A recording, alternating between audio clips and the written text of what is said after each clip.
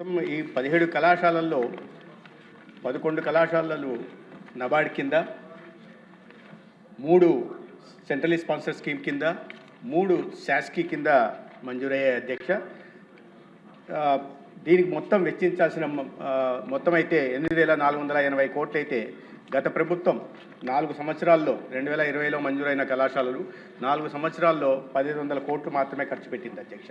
తర్వాత కూటమి ప్రభుత్వం వచ్చిన తర్వాత 938 కోట్లు ఖర్చు పెట్టి వివిధ దశల్లో ఆగిపోయిన పనులని పూర్తి చేసే పని కూడా చేసింది అధ్యక్ష.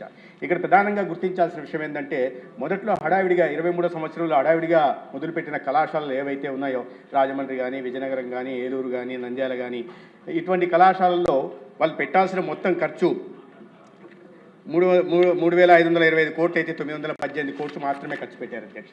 ఈ ప్రభుత్వం వచ్చిన తర్వాత గత 20 నెలల్లో 530 కోట్లు ఖర్చు పెట్టింది.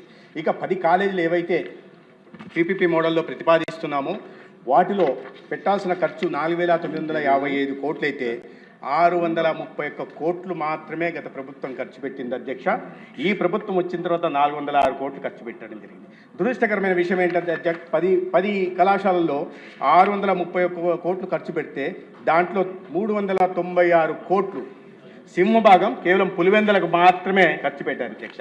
ఇక్కడ మనం గుర్తించాల్సింది ఏంటంటే, ఈ వైద్య కళాశాలలు పేద విద్యార్థులకి నాణ్యమైన వైద్యాన్ని అందించడానికి, పేదలకి మెరుగైన వైద్య సేవలను అందించడానికి అయితే ఒక సంరక్షకుడిగా ఉంటున్న వ్యక్తి అన్ని 17 కళాశాలల మీద ఏకదృష్టితో చూడాలా, అన్నింటినీ అభివృద్ధి చేసే దిశగా ప్రయత్నం చేయాలి అధ్యక్ష. తప్పు లేదు సొంత నియోజకవర్గం మీద ప్రేమ కురిపించడంలో, కానీ 631 కోట్లకు గాను దాదాపు 400 కోట్లు ఒకే కళాశాల మీద ఖర్చు పెట్టి మిగతా కళాశాలల మీద వివక్ష చూపే ప్రయత్నం చేశారు అధ్యక్ష.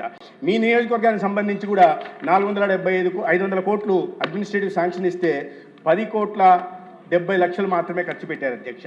ఇంకా అటువైపు పార్వతీపురం అయితే భూసేకరణ కూడా జరగలేదు అధ్యక్ష. కానీ ప్రతి ప్రెస్ కాన్ఫరెన్స్లో కూడా 17 కళాశాలలు నిర్మించామని చెప్తారు అధ్యక్ష. 8,480 కోట్లు ఖర్చు పెట్టాల్సిన చోట కేవలం 1,500 కోట్లు మాత్రమే ఖర్చు పెట్టి 4 సంవత్సరాల్లో కళాశాలలు నిర్మించామని చెప్తుంటే, పార్టీకి సంబంధించిన వాళ్ళు కూడా మేము 17 కళాశాలలు నిర్మించామని మాట్లాడుతుంటారు. ఇలా ఖర్చు పెట్టినవన్నీ రికార్డులో ఉన్నాయి అధ్యక్ష, ఏ సమయంలో ఎంత ఖర్చు పెట్టారు అని చెప్పి. ఈ పాలకొల్లుకైతే రామానాయుడు గారు ఉన్నారో లేదో మరి, పాలకొల్లుకైతే 475 కోట్లు అడ్మినిస్ట్రేటివ్ శాంక్షన్ ఇచ్చి కేవలం 59 లక్షలు మాత్రమే ఖర్చు పెట్టి కళాశాలను నిర్మించేశామని చెప్తున్నారు అధ్యక్ష. పార్వతీపురంలో భూసేకరణ జరగలేదు, కానీ సాగించకూడదు అధ్యక్ష, మండలిలో కూడా నిర్మించేశాము అనే చెప్తున్నారు. అక్కడ ఏదో ట్రైబల్ దీంతో మల్టీ స్పెషాలిటీ హాస్పిటల్ భవన నిర్మాణం మొదలుపెట్టి ఉంటే దాన్ని చూపిస్తూ మెడికల్ కాలేజ్గా చెప్పే ప్రయత్నం చేస్తున్నారు అధ్యక్ష.